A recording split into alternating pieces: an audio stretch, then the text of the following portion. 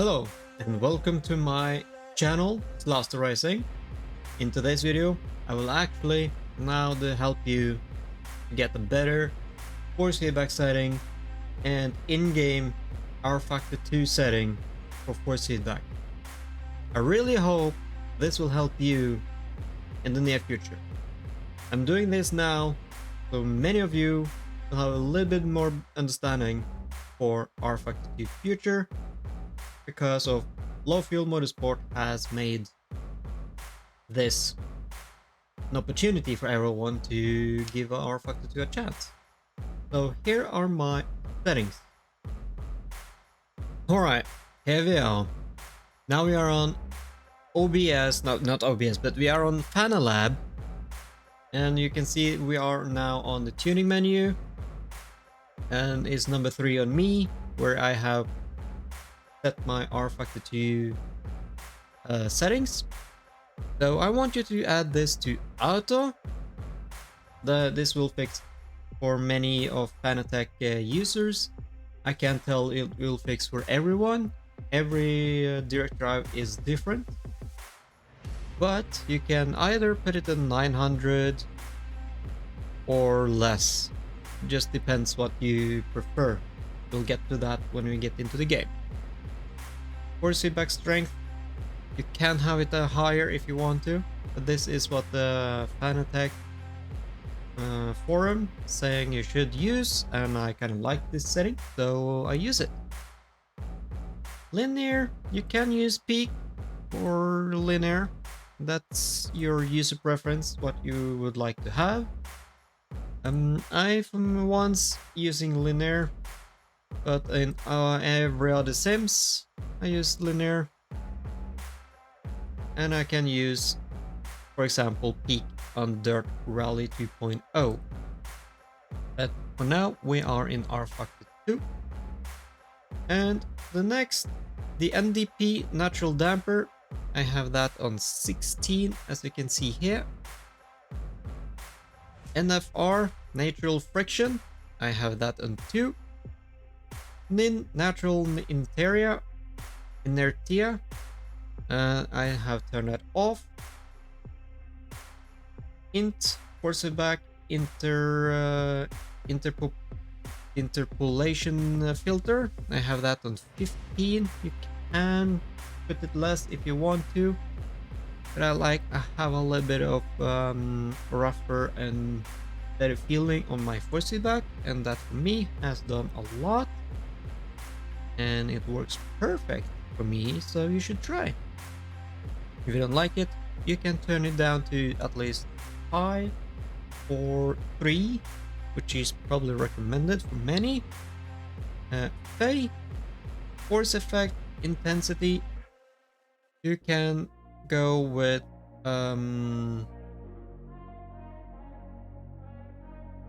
100. It's originally 100.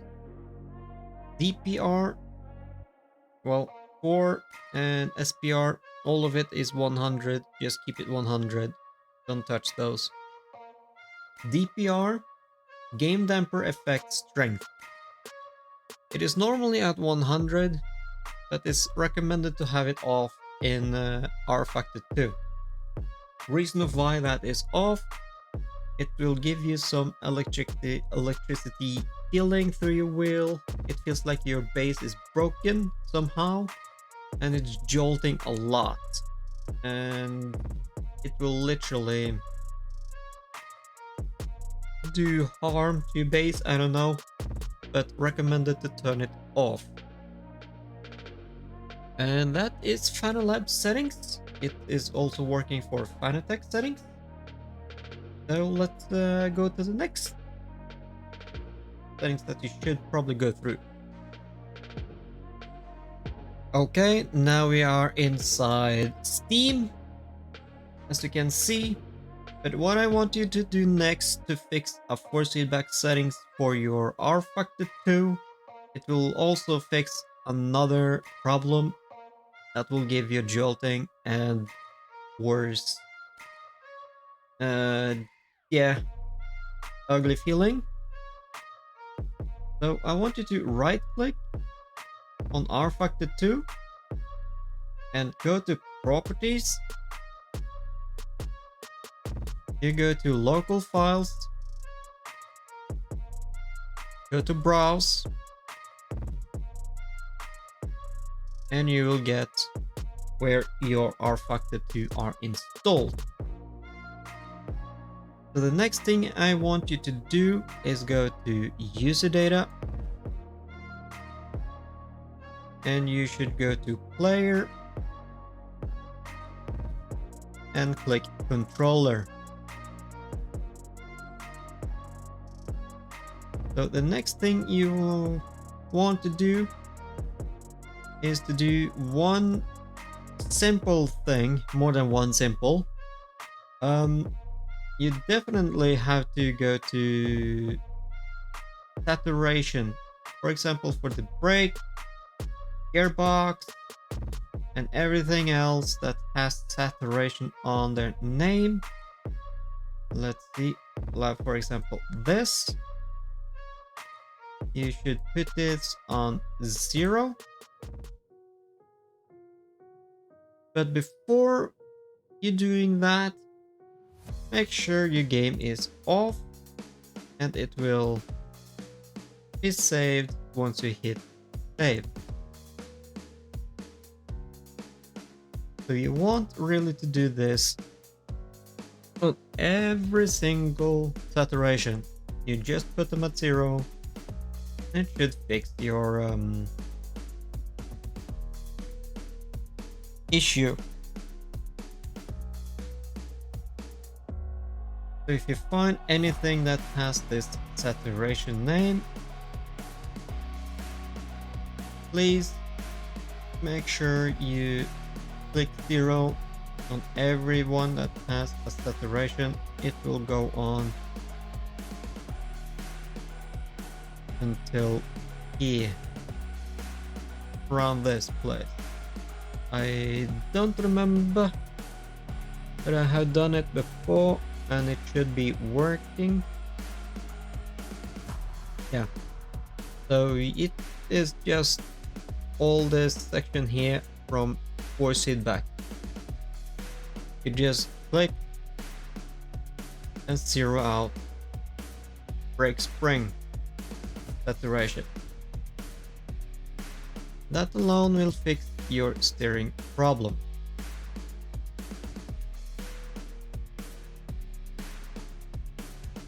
Or if you have any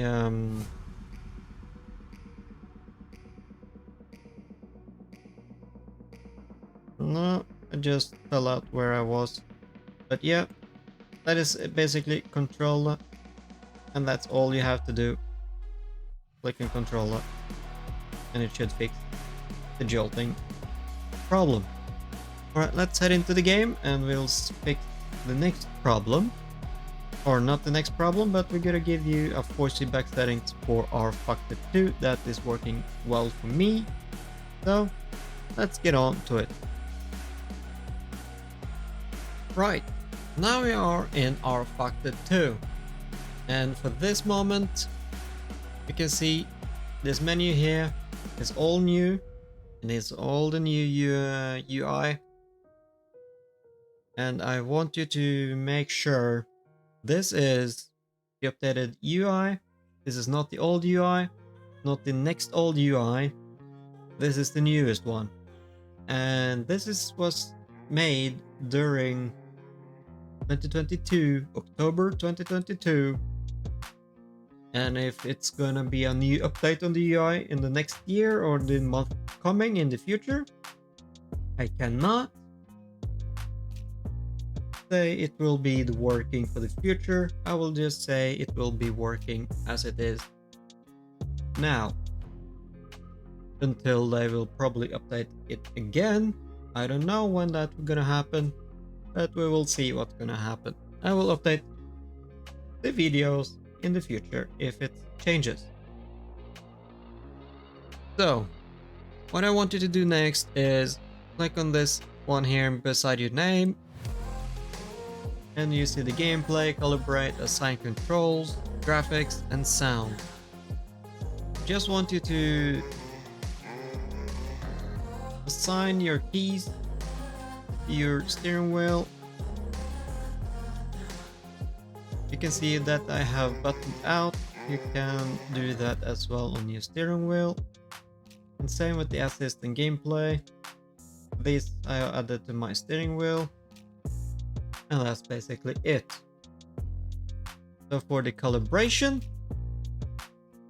you can see now, it is now put to 336 as I have it on there. And it's on the Fanatec wheel podium base DD2. As you can see, that's the one I'm using. So as you can see here on the type, I'm using wheel because I'm using the DD steering wheel. Smoothing, that is user preference. You can go higher or lower if you want to, but if you go at 0, what I can find, it's being really rough and nudgy, so I kind of feel like I'm losing more of the feedback, that I getting too much feeling if I go to the curbs. The steering wheel is very harsh to you. So car specific multiplier, this doesn't work, so it's always at 100. So every time you go to a car, you have to go to a different car. You have to change it to the car specific every time you load a new car. So between 50 to 70 would be a good setting in some points of cars, but in other cars maybe lower, probably about 45 to 40 is very recommended, and that is what I kind of use myself. Minimum steering torque, keep it as 0. For feedback strength, this will just be dependent on your steering wheel. My Fanatec has to be on 100%. If I take this to minus 100%, it will automatically go sideways like this, uncontrollably. So you can't control that. So if you're joining to a car, the steering wheel will automatically just go that, like to the side at once. And that you have to figure out what to do. So if you take it to minus 100, and if it goes this way or other way, or being really like uncontrollable like this while the car is standing still, then you should take it to plus 100, as you can see here, because then your base are built plus and other are made for minus. It is really on the wheelbase itself, so I would recommend to test it out. I cannot say which one will work for you best, because for me it's plus 100, maybe for you it might be minus 100, it depends on your base, obviously. So that is basically what I can say about it. Steering settings. Okay, for the rotation limit mode, that is also very different between bases of what I have learned. If I take it to software, it will make my steering wheel in automatically to 1440, and I feel like it is unpleasant. So I take it onto device driver and it's working perfectly fine, and it will match up to what the car is giving you. For the steering, I keep my on 560 for the default max wheel angle, and I do that all the time. You can probably have it on 900. You can try that at 900. It just user preference, what you like. 900 could be nice. The steering wheel will just be a little bit longer, but it won't do any changes anyway, because if you keep this at the range set by vehicle, you can take it off, but you will probably have to adjust this up and down yourself and feel what is working for you. But I keep this range set by vehicle, so it will automatically update for what car has its steering angle, and it's very good. At least for me though. I can't say it will be good for you, but hopefully it will help you. Keep all of this here, speed sensitivity, everything of this 0 and off. You don't need those. It's just making things uglier on the track. Just keep it at 0. And that's about it. Honestly, that's about it for Rfactor 2. I hope this video was really helpful for you guys. So I'll probably see you on the next video. Alright guys, take care. Thank you all for watching.